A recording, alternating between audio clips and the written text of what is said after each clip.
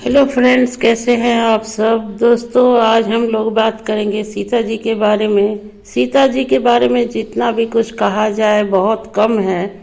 सीता जी त्याग की देवी थी, ऐसा कहा जाता है। दोस्तों, इन्होंने अपने जीवन में बहुत तरह के दुख सहे। दोस्तों, सीता जी राजघराने की बेटी थी और राजा जनक की पुत्री थी। दोस्तों, तो इन्होंने तो अपने बाल अवस्था में बहुत ही अच्छा जीवन व्यतीत किया था, लेकिन शादी होने के बाद उनको क्या पता था कि उन्हें 14 वर्ष का वनवास जाना पड़ेगा।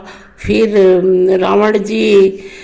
रावण हरण होगा, फिर उन्हें अशोक वाटिका में रहना पड़ेगा और एक तोते के श्राप की वजह से उन्हें अपने पति से दूर वाल्मीकि जी के आश्रम में रहना पड़ेगा। दोस्तों, और अपने बच्चों को अकेले जन्म देना पड़ेगा।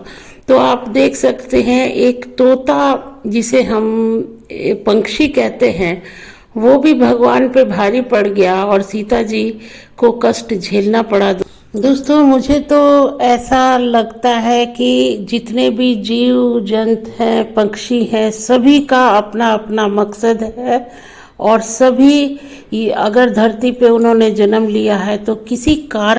तोता तो एक हम इंसान से एक छोटा सा पंछी था, लेकिन उस तोता का श्राप से सीता जी को इतना कष्ट हुआ। दोस्तों, तो आप देख सकते हैं, तो किसी को भी छोटा नहीं समझना चाहिए।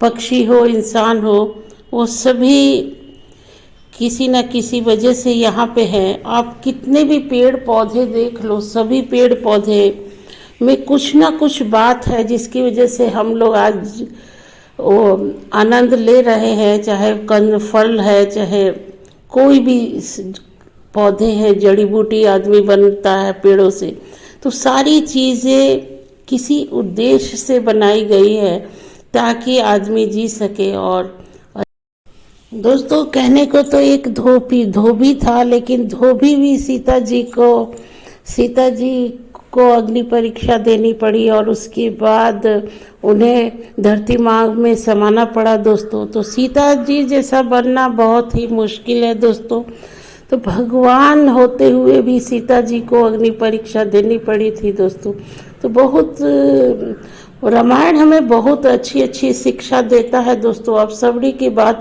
कर लीजिए। सबरी इतना भगवान राम को प्रिय थी कि जूठे बेर, मीठे मीठे बेर रखती थी और राम जी के आएंगे तो खाएंगे। दोस्तों, तो ये प्रेम ही तो था सबरी का कि आज भी लोग सबरी का नाम लेते हैं और सबरी को सबसे बड़ा भक्त समझा जाता।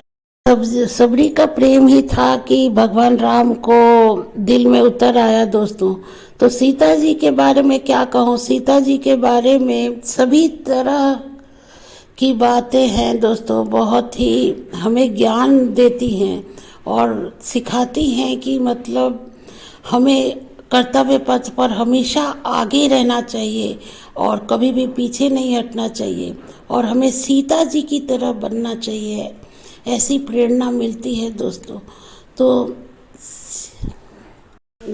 सीता जी तो एक सुकुमार कन्या थी, लेकिन उनको भी वन में लकड़ी काटना पड़ा, चूल्हे पे खाना बनाना पड़ा और वाल्मीकि जी के आश्रम में अपने बच्चों को धनुर्विद्या सिखाना पड़ा। दोस्तों, तो एक नारी ही सब कुछ कर सकती है और किसी का भी बद्दुआ नहीं लेना चाहिए, क्योंकि जब उस समय में तोते ने श्राप दिया तो सीता जी पे पड़ गया। दोस्तों, तो सभी का अपना अपना उद्देश्य है और अच्छे से रहना चाहिए और सीता जी की तरह ही अपने कर्तव्य पथ पर चलना चाहिए। वीडियो अच्छा लगता है तो लाइक, शेयर और सब्सक्राइब जरूर कीजिए और चैनल को आगे बढ़ाइए। दोस्तों।